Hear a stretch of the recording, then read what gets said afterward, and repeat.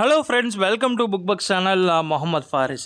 இன்றைக்கி சைக்காலஜி ஃபேக்ட்ஸில் கடன் இல்லாமல் ஃபினான்ஷியலி இண்டிபெண்ட்டாக நம்ம வாழ்க்கையை அமைச்சிக்க தேவையான 8 ரூல்ஸ் என்னென்னு நான் தேடி தெரிஞ்சுக்கிட்ட சில விஷயங்களை ஒன் பை ஒன் உங்களோட ஷேர் பண்ணலாம்னு இருக்கேன். அது தவிர டிகிரி கம்ப்ளீட் பண்ணிவிட்டு ஜாப் சர்ச் பண்ணிகிட்டு இருக்க ஃப்ரெஷ் கிராஜுவேட்ஸ் தெரிஞ்சு வச்சுக்க வேண்டிய சில முக்கியமான விஷயங்களையும் இந்த எபிசோடில் ஷேர் பண்ணியிருக்கேன். ஸோ இந்த வீடியோவை கடைசி வரை பாருங்கள், உங்களுக்கு யூஸ்ஃபுல்லாக இன்ஃபர்மேட்டிவாக இருக்கும்.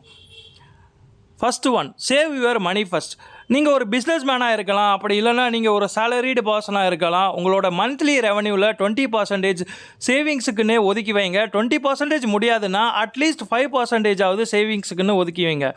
ஃப்யூச்சரில் இந்த பர்சன்டேஜை கொஞ்சம் கொஞ்சமாக இன்க்ரீஸ் பண்ண ட்ரை பண்ணுங்கள். என்னை கேட்டால் சேவிங்ஸை விட investing on land or investing on gold is a better choice. ஏன்னா ஃப்யூச்சரில் இந்த ரெண்டுக்கும் நல்ல ரிட்டர்ன்ஸ் கிடைக்க அதிக வாய்ப்பு இருக்குது.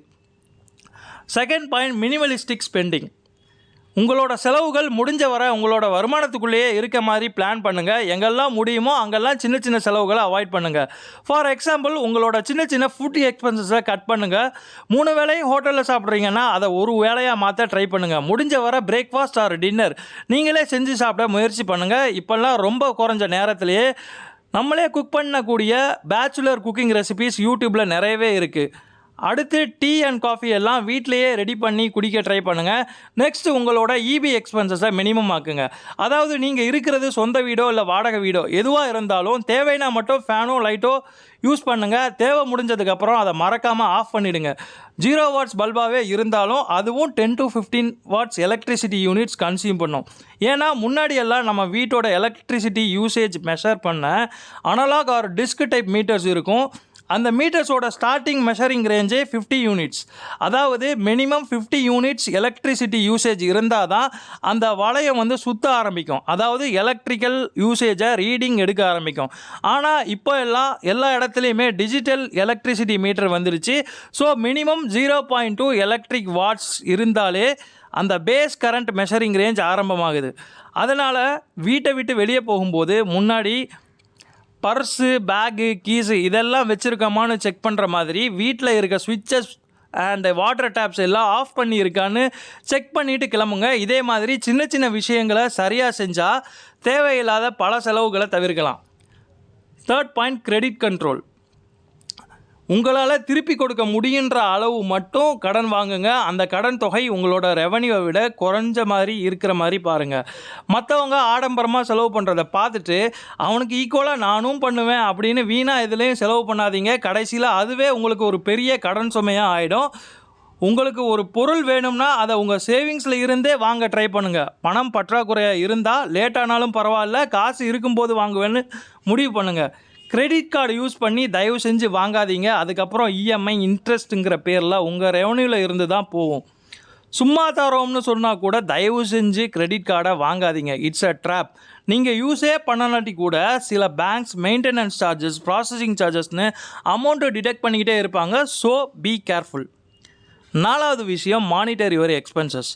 நாம் எவ்வளோ செலவு பண்ணுறோம், எதுக்காக செலவு பண்ணுறோம், இந்த 2 விஷயத்துலையும் எப்போவுமே கவனமாக இருக்கணும். நம்மளோட தினசரி செலவுகளை அது எவ்வளோவா இருந்தாலும் அதை தினமும் நோட் பண்ணி வச்சு weekly once R monthly once expense review பண்ணணும். இப்போ நிறைய எக்ஸ்பென்சஸ் ட்ராக்கிங் ஆப்ஸ் இருக்குது, அதை கூட நம்ம யூஸ் பண்ணலாம். இது நம்ம தினமும் ஃபாலோ பண்ணும்போது தேவையில்லாத செலவுகள் எவ்வளோ பண்ணுறோன்னு நமக்கே தெரிய வரும். அந்த செலவுகளை எல்லாம் கட் பண்ணிட்டா அந்த மிச்சமாகிற பணத்தை சேவிங்ஸாக கன்வெர்ட் கூட பண்ணலாம். 5வது விஷயம், பிளான் ஃபார் அன்எக்ஸ்பெக்டட் எக்ஸ்பென்சஸ். நான் மேலே சொன்ன மாதிரி நீங்கள் பிஸ்னஸ் மேனாக இருக்கலாம் அல்லது சேலரிடு பர்சனாக இருக்கலாம். நீங்கள் யாராக இருந்தாலும் 6 மாதத்துக்கான உங்களுடைய மொத்த செலவை கணக்கு பண்ணி அதை கொஞ்சம் கொஞ்சமாக சேர்த்து வைங்க. அது உங்களோட அன்எக்ஸ்பெக்டட் எக்ஸ்பென்சஸை, குறிப்பாக சொல்லணும்னா அன்எக்ஸ்பெக்டட் மெடிக்கல் எக்ஸ்பென்சஸை கவர் பண்ண ரொம்ப உதவியாக இருக்கும். இந்த எபிசோடு பார்த்துட்டு இருக்க நீங்கள் ஒரு ஃப்ரெஷராக ஜாப் சர்ச் பண்ணிட்டு இருந்தால் இப்போ நான் சொல்ல போகிற விஷயம் உங்களுக்கு தான். அதுக்கு முன்னாடி ஒரு விஷயம், பொருத்தமான பிடிச்ச ஒரு வேலை உங்களுக்கு கிடைக்க நம்ம சேனல் சார்பாக என்னோடய வாழ்த்துக்கள். அதாவது நீங்கள் ஒரு கம்பெனியில் இன்டர்வியூ அட்டன் பண்ணி ஆஃபர் லெட்டர் வாங்கினதும் அதில் உள்ளதை பொறுமையாக உட்காந்து வாசித்து பாருங்கள். சேலரியை பொறுத்த வரைக்கும் 3 பார்ட்டாக பிரிப்பாங்க. Yearly CTC, monthly gross salary, monthly net salary. இதில் டேக்ஸ் டிடக்ஷன்ஸ் எல்லாம் போக மந்த்லி நெட் சேலரி தான் உங்கள் பேங்க் அக்கௌண்ட்டில் கிரெடிட் ஆகிற அமௌண்ட். அப்புறம் நீங்கள் ஜாயின் பண்ண போகிற கம்பெனி எந்த பேங்க்கோட மெடிக்கல் இன்சூரன்ஸ் டைப் வச்சுருக்காங்க, மெடிக்கல் இன்சூரன்ஸ் பாலிசியில் யாரெல்லாம் கவர் ஆவாங்க, என்னென்ன மெடிக்கல் ட்ரீட்மெண்ட் எக்ஸ்பென்சஸ் எல்லாம் கவர் ஆகும், இன்சூரன்ஸ் டீமோட காண்டாக்ட் பர்சன் டீட்டெயில்ஸ், இதெல்லாம் மோஸ்ட்லி அந்த ஆஃபர் லெட்டர்லேயே போட்டு இருப்பாங்க. அப்படி இல்லைன்னா ஹெச்ஆர் டிபார்ட்மெண்ட்டை காண்டாக்ட் பண்ணி உங்களோட டவுட்ஸை கிளாரிஃபை பண்ண பின்னாடி ஆஃபர் அக்செப்டன்ஸ் லெட்டரில் உங்கள் சைனோ ஆர் ஆஃபர் அக்செப்டன்ஸ் மெயிலோ ஷேர் பண்ணலாம். ஒரு ஆர்கனைஸ்டு ரிஜிஸ்டர்டு கம்பெனியில் offer acceptance period maximum 5 to 7 days ஆவது தருவாங்க. ஸோ அதை கரெக்டாக யூஸ் பண்ணிக்கோங்க. 6வது பாயிண்ட், ஹாவ் ஃபினான்ஷியல் கோல்ஸ். எப்போவுமே உங்களுக்குன்னு ஒரு ஃபினான்ஷியல் கோல் செட் பண்ணுங்கள். அது ஷார்ட் டைமாகவும் இருக்கலாம், லாங் டைமாகவும் இருக்கலாம். ஃபார் எக்ஸாம்பிள், சொந்தமாக ஒரு மொபைல் வாங்கணும், நமக்கு பிடிச்சவங்களுக்கு நகை வாங்கி கொடுக்கணும், இல்லை ஒரு 5 வருஷத்தில் சொந்த வீடு கட்டணும். இப்படி ஏதாவது ஒரு கோலை செட் பண்ணுங்கள். தென் உங்களோட கரண்ட் ரெவன்யூவை நீங்கள் செட் பண்ண உங்களோட கனவை அடைய உதவுமான்னு ஒரு அனலைஸ் பண்ணுங்கள். அதில் ஏதாவது டிஃபிகல்ட்டிஸ் வந்தால் உங்களோட இன்கம் ஆர் சேலரியை இன்க்ரீஸ் பண்ணுறதுக்கான வழியை தேடுங்க. அண்ட் இன்னொரு முக்கியமான விஷயம், don't ever share your dreams or future plans to anyone. I repeat, to anyone until it becomes real. 7th point, don't rely on single source of income. நீங்கள் financially இண்டிபெண்ட்டாக ஆகணும்னா உங்களோட சோர்சஸ் ஆஃப் இன்கம் அதை அதிகப்படுத்துங்க. ஒரு புது ஸ்கில்லை கற்றுக்கோங்க. Digital marketing, coding, இந்த மாதிரி படித்து ஸ்கில்லை டெவலப் பண்ணி ஃப்ரீலான்சிங் பண்ணலாம். அப்படி இல்லைன்னா real estate, property management, tutoring, online sales, இப்படி ஏதாவது பண்ணுங்கள். By doing one of these things you can fulfil your financial commitments. 8வது விஷயம், ஃபாலோ 50-30-20 ரூல். நீங்கள் ஃபினான்ஷியலாக இண்டிபெண்ட் ஆகணும்னா இந்த 50-30-20 ரூலை ஃபாலோ பண்ணுங்கள். அதாவது உங்களோட மொத்த வருமானத்தை 3ஆக பிரிங்க. 50% உங்களோட அத்தியாவசிய தேவைகளுக்கு, 30% உங்களோட ஆசைகளுக்கு, 20% சேவிங்ஸ். எப்போவுமே நீட்ஸ் அண்ட் வாண்ட்ஸை உங்களுக்கு டிஃப்ரென்ஷியேட் பண்ண தெரியணும். உங்களோட நீட்ஸுக்கு மட்டும் முக்கியத்துவம் கொடுங்க. அடுத்து சேவிங்ஸ்.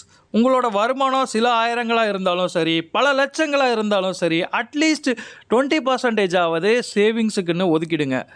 ஆரம்பத்திலேயே பெரிய அமௌண்ட்டில் இருந்து தான் உங்கள் சேவிங்ஸை ஸ்டார்ட் பண்ணணும்னு இல்லை. 100, 50, 1000 இப்படி கொஞ்சம் கொஞ்சமாக உங்களோட சேவிங்ஸ் அமௌண்ட்டை இன்க்ரீஸ் பண்ணலாம். சிறு துளி பெருவெள்ளம். கடைசியாக அந்த 30% வாண்ட்ஸ் பற்றி பார்க்கலாம். First thing, don't be a emotional buyer. ஆன்லைனில் ஆஃபர் போட்டிருக்காங்க அப்படிங்கிற காரணத்துக்காக நீங்கள் அந்த பொருளை வாங்கணும்னு அவசியமே இல்லை. அந்த பொருள் இப்போ உங்களுக்கு ரொம்ப அவசியமானு யோசிங்க. ஒரு பொருள் வாங்க முன்னாடி ஒரு 2லேருந்து 3 நாள் டைம் எடுத்துக்கோங்க. அந்த சென்ஸ் ஆஃப் அர்ஜ் குறையும். அப்புறம் நீங்கள் எடுக்கிற முடிவு சரியாக இருக்கும். நீங்கள் சூப்பர் மார்க்கெட் போனாலோ இல்லை ஒரு கேட்ஜெட் ஷோரூம் போனாலோ உங்களுக்கு எது தேவையோ அதை மட்டும் வாங்கிட்டு வந்துடுங்க. சூப்பர் மார்க்கெட்டில் கையில் ஷாப்பிங் பேக் தர்றதும் ட்ராலி தர்றதுமே நம்மளை அதிகமாக ஸ்பெண்ட் பண்ண வைக்க அவங்க யூஸ் பண்ணுற ஒரு ஸ்ட்ராட்டஜி தான். நான் மேலே சொன்ன இந்த 8 ரூல்ஸையும் நீங்கள் ரெகுலராக ஃபாலோ பண்ணால் ஃபினான்ஷியலி இண்டிபெண்ட்டாக கடன் இல்லாமல் நிம்மதியான வாழ்க்கையை வாழலாம். இந்த எபிசோடில் உங்களோட நான் ஷேர் பண்ண இன்ஃபர்மேஷன்ஸ் உங்களுக்கு யூஸ்ஃபுல்லாக இருக்கும்னு நம்புகிறேன். இந்த எபிசோடு பார்த்தீங்கன்னா உங்களோட ஃபீட்பேக் அது எதுவாக இருந்தாலும் கமெண்ட்ஸில் சொல்லுங்கள். இதே மாதிரி interesting psychology facts and book reviews பற்றி நிறைய தெரிஞ்சுக்க நம்ம புக் பக்ஸ் சேனலை சப்ஸ்கிரைப் பண்ணுங்கள். அதோட பக்கத்தில் இருக்க அந்த பெல் ஐக்கானையும் மறக்காமல் கிளிக் பண்ணுங்கள். அப்போ தான் நம்ம சேனலில் அப்லோட் பண்ணுற எல்லா வீடியோஸும் உங்களுக்கு நோட்டிஃபை ஆகும். உங்கள் ஃப்ரெண்ட்ஸ் சர்க்கிள்லையும் நம்ம சேனலை மறக்காமல் ஷேர் பண்ணுங்கள். இதே மாதிரி இன்னொரு இன்ட்ரெஸ்டிங்கான வீடியோவில் உங்களை சீக்கிரமே வந்து சந்திக்கிறேன். அதுவரை வாசிப்போம், வளருவோம். நன்றி.